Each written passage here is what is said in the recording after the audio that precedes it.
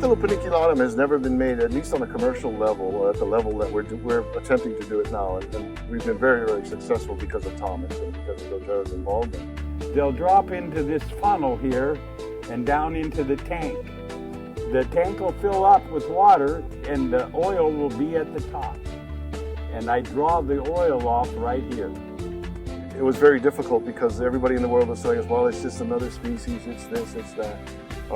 But over the last 2.5, 3 years, working with it, distilling it, finding out that its properties are, I believe, to be better than anything in the world, and I think we're about ready to prove that. There isn't very much of this in the world, and I get to put my hands right in it. Look at that.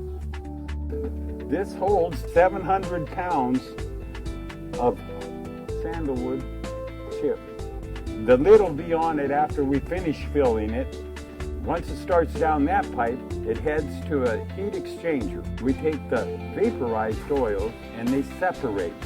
I think what Thomas has been able to accomplish here is, it's just unbelievable with the little resources, human resources he has, which is mainly himself, to be able to put together a system that's cranking out the incredible quality and yield of oil is mind-boggling to me. I've seen a lot of distillation setups, and this one is really top-notch. The paniculatum so far that I've seen is actually higher in the total xanthol content when you combine all those xanthols. When we say total xanthol content, we're not just talking about alpha and beta xanthol. We're talking about all the sesquiterpene alcohols that are common to the sandalwood oil. In terms of comparison to the spicatum or the Australian sandalwood, it's not even close.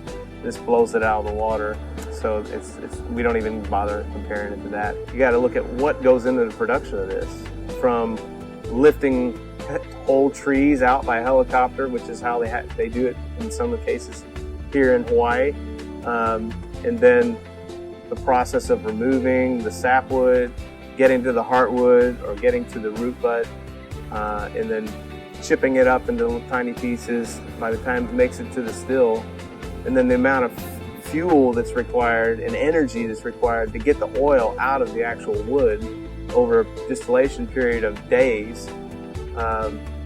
You can understand why it's so valuable. This represents, in this bottle, in terms of once it's bottled in small bottles, this represents $14,000. When you think about that, it's quite amazing.